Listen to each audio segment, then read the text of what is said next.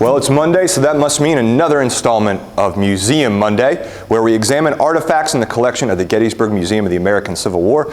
I'm Chris Gwinn, Chief of Interpretation and Education here at Gettysburg National Military Park. And as always, I'm joined by my friend and colleague, Wayne Motts, President Emeritus of the Gettysburg Foundation and Chief Historian of the Foundation as well. Wayne, what are we looking at today? Well, Chris, it's February, so it's Black History Month. So we thought we'd pick for Museum Mondays a Black History topic. And this panel talks about African Americans in Gettysburg during the time of the Gettysburg Campaign and at the time of the Battle of Gettysburg, July 1st, 2nd, and 3rd, 1863.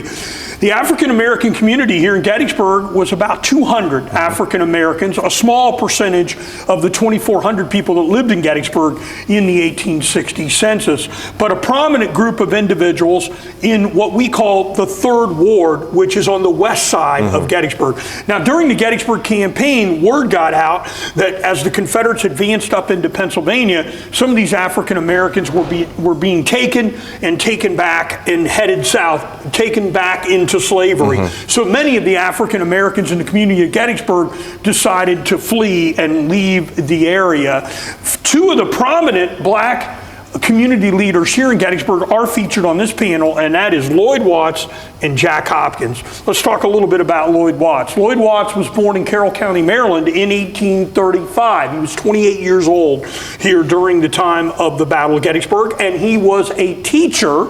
And in 1865, he will enlist in the 24th United States Colored Troops, and he's in that unit until the end of 1865. Comes back to Gettysburg, stays in Gettysburg the rest of his life up until about 1910, and then he moves outside of Gettysburg in about 1912, and in 1918 Lloyd Watts will die, and he's buried at the African American Cemetery at Lincoln Cemetery. His pension record says that part of his health problems, were related to his service in the United States Colored Troops. The man next to him is Jack Hopkins. Jack Hopkins was born in 1806. He also is born in the state of Maryland. We don't know whether Jack Hopkins was born a free man or born enslaved, but we know in the early 1840s he comes up across the Mason-Dixon line and he settles right here in Gettysburg. He was married, he had 3 children, and in 1847 he will become the janitor at Gettysburg College. He'll be paid $15 a month. He'll live in Gettysburg, in the town. He'll buy a house in 1851, which is now 219 South Washington Street. The home of the Hopkins family still stands here in Gettysburg today. And in 1860, the college trustees over at the Gettysburg College, by the way, back in those days it was called the Pennsylvania College. We'll get that right because Chris is an alumnus. The college trustees actually give Jack Hopkins and his family a home near Pennsylvania Hall, and that's where they would have been living during the time of the battle. They flee during the time of the battle, they leave the area, and then they come back, and there's damage there to that home.